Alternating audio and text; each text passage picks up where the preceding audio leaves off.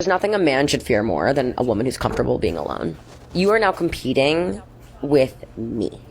You're not competing with other guys. I am good being alone. I am fine. So you have to be better than me. You have to make it so that I want to be with you instead of being with me. How are you going to do that?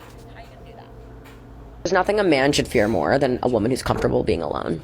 You are now competing with me. You're not competing with other guys. I am good being alone. I am fine. So you have to be better than me. You have to make it so that I want to be with you instead of being with me. How are you going to do that? Yahweh Bahashem, Yahweh Shai is going to do that.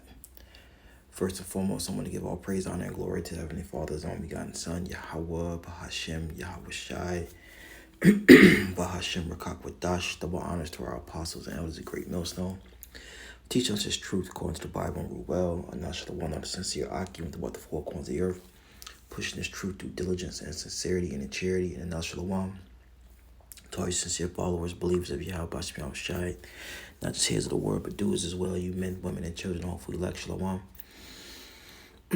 And man, as you can see, that's the mindset of a lot of women, especially the Israelite woman. All right, and the way she was snapping back and forth at the end, she has to be an Israelite woman. All right.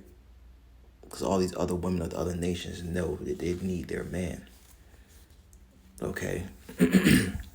And prophecy is going to play out to where, as the scriptures say, let's hit Isaiah 4:1 real quick. 7 women shall take hold of one man. It's not going to be a why we need to be, fighting for you. You're going to be fighting for us. Who's the us? The men of the Lord. All right, the elect men. Okay? And Lord, well, I'm part of that number. And you sincere Akim. All right? Isaiah 4:1, in that day, 7 women shall take hold of one man, saying, we will eat our own bread and wear our own apparel. Only let us be called by thy name to take away thy reproach. So they're going to want to be your wife. All right, they're gonna want you to lay down and have sex with them, okay? Because they're gonna want to be protected. Contrary to popular belief, all hell's getting ready to break loose according to the scriptures, like we have never seen on the earth before, man. And these people, especially the women, is caught up in the ways of this world, caught up in the glitz, the glamour. All right. They don't understand what Yahweh Shemel Shai is getting ready to bring down the pipeline. Matthew 24:21, for then shall be great tribulation, such as was not since the beginning of the world to this time, no, nor ever shall be. And that's what we're living in. A time of great tribulation, which is called Jacob's trouble, Jeremiah 30 and verse 7. It's going to be a time of the descendants of Jacob, the 12 tribes of Israel, the Israelites, okay? The so-called blacks, Hispanics, Native Americans, according to the seed line of your father, wherever you've been scattered. And then, these women going to know then, all right? Once the Lord starts bringing, let's get some of the things real quick, and then we're going to go back to Isaiah. This is 2 Ezra 15. And 1, it says, speak down the ears of my people the words of prophecy. Prophecy means to say before, all right, what's getting ready to happen, which I will put in thy mouth, saith the Lord. Because remember, Amos, the 3rd chapter tells us the Lord revealed his secret unto his servants, the prophets. And the prophets going to go out there and speak the words of the Lord. Give it to you straight raw, right? What it is. Jumping down, verse 5, it says, behold, saith the Lord, I will bring plagues upon the world. So the Lord's telling you what he's getting ready to do. The sword, famine,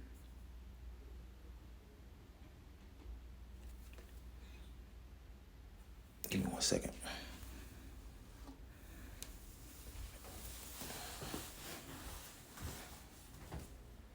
Okay.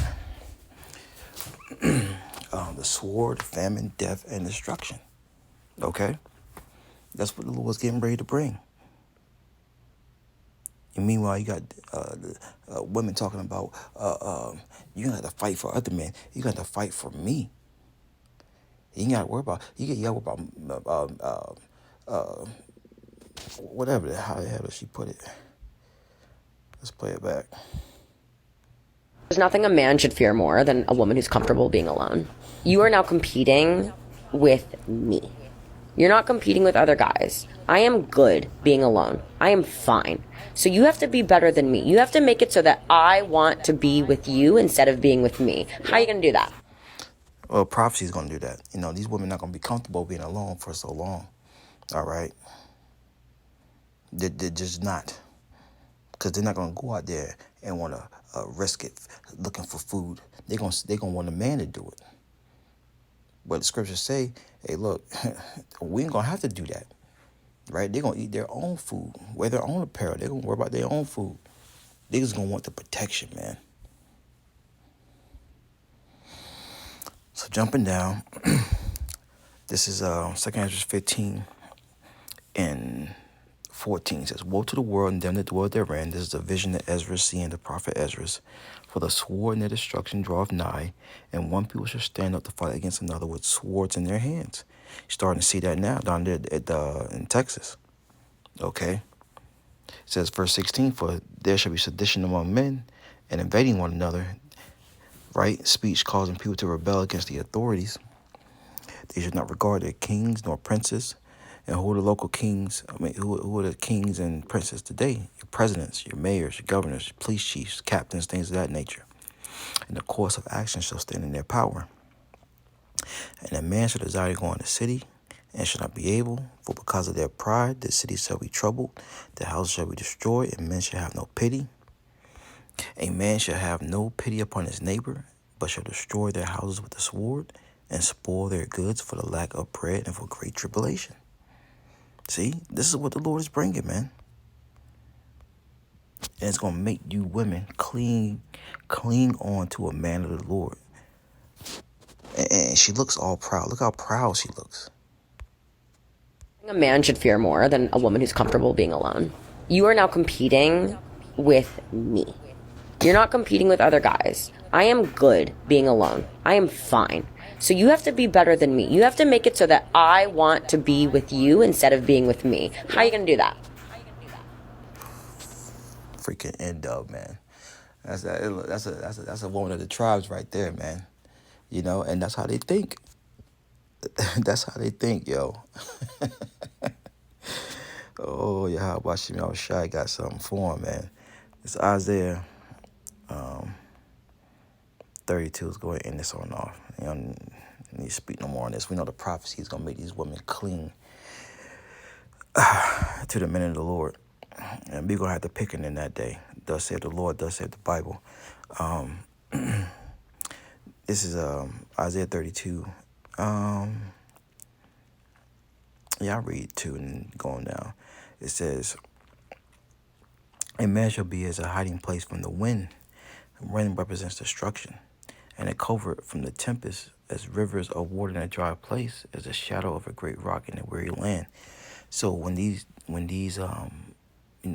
prophecies really start to hit Jacob's trouble, a man in the Lord is going to be a hiding place.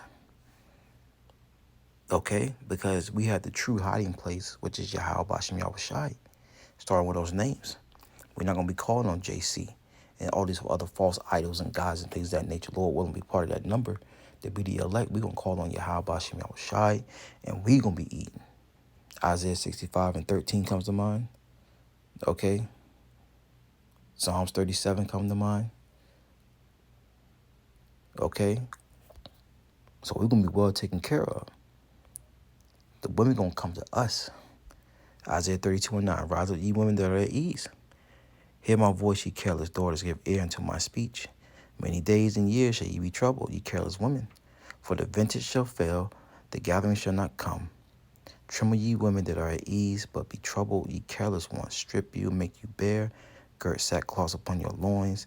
They shall lament for the teats, for the pleasant fields, for the fruit of the vine. And that's the times we're coming into, man, because these women, all right, the Lord's telling you to rise up because these women are definitely at ease. You see how comfortable she looks talking that BS, right? Who built these cities? Who built things for these women to be comfortable? The man did, right? And everything's gonna go back in order. Esau's gonna take away these gifts that make these women comfortable. All right, you're starting to see the police force. People are quitting the all-time high. Right, you ain't gonna be able to call 911 no more. It's gonna get ugly. It's gonna get ugly. Right? It's gonna get ugly, man. You're not gonna have these women snapping their necks and snapping their fingers about what can you do for me, all this, that, and the third. Nah, ain't gonna be none of that. There ain't gonna be no talking really. But anyways, that's all I have in that. That day is coming. Giving all praise, honor, and glory to Heavenly Father's only God and Son, Yahweh, Bahashem, Yahushai, Bahashem, and Kakadash. The waters are past house of your millstone. Rise up, ye women that are at ease. Shalom.